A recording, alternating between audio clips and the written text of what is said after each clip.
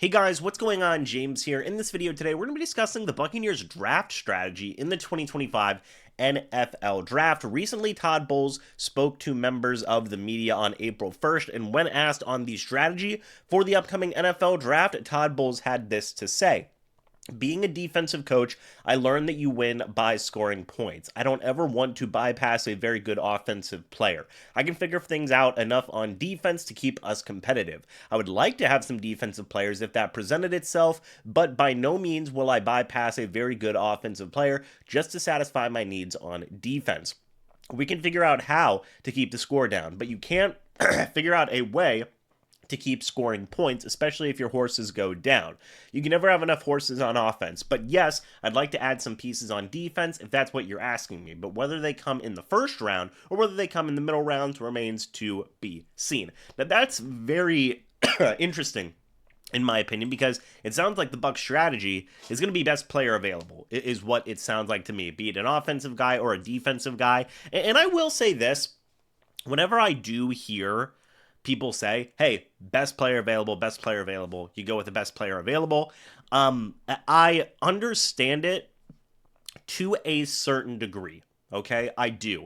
I think that whenever you look at teams' boards and stuff, positional need does factor into the best player available. It shouldn't literally be, well, hey, if the best guy available at pick number 19 is, I don't know, for example, offensive tackle, let's just see if I can find a guy, offensive tackle Josh Simmons out of Ohio State at pick number 19. It's like, well, that's technically the best player available in some people's minds, right? Well, you don't go with that because you have Tristan Wirfs and you have Luke Gedeke, right? I think what this more means is kind of the idea of, hey, if you do have some type of even a little bit of a need there, right? It's like, okay, then you kind of consider that. But and what does that look like? Does that mean like Matthew Golden might be in play at pick number 19? Does that mean that another wide receiver, maybe Colston Loveland, might be in play out of Michigan at pick number 19?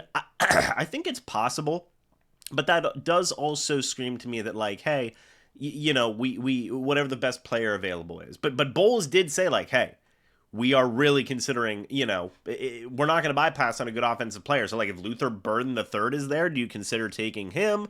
It's an interesting notion, right? And even if you look at last year with the Bucs, with the Graham Barton selection, did they technically 100% need Graham Barton?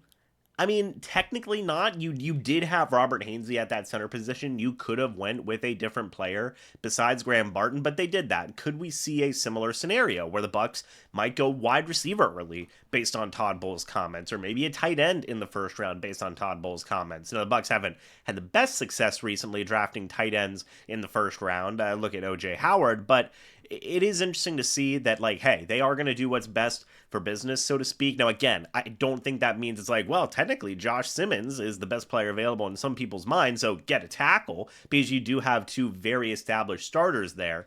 I think it just depends on the position, right? Emeka Egbuka, right, out of Ohio State. The Bucs don't draft Ohio State players, but that is something where you're like, okay, do the Bucs go wide receiver there? Do they go tight end here? Do they go some type of defensive position player? Like, that is kind of what the Bucs are looking at. I still think they go defense in round number 1. If there is a prospect there that they like, but maybe in rounds 2 or 3, maybe they do go some type of offensive type of guy. I don't know, but it could be a smoke type of thing. I do think that positional value does factor into that best player available type of mentality, right?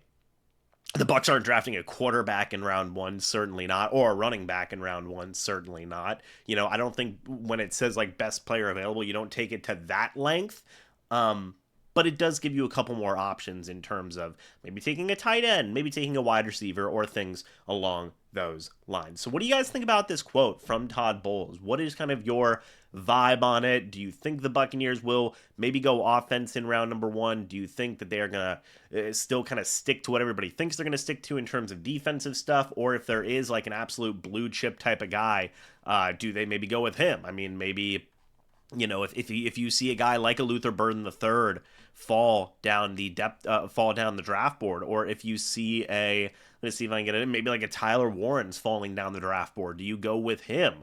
Do you possibly, you know, I mean, Ashton GT is not going to be there at 19, folks, but you know, just what are your guys' thoughts and opinions on Todd Bowles' quote? Let me know your thoughts and opinions about it. I would love to hear it. Guys, thanks so much for watching this video. Hope you all enjoyed. As always, guys, I'll see you all in the next video or the next live stream. But until then, and as always, guys, goodbye for now, and go Bucs.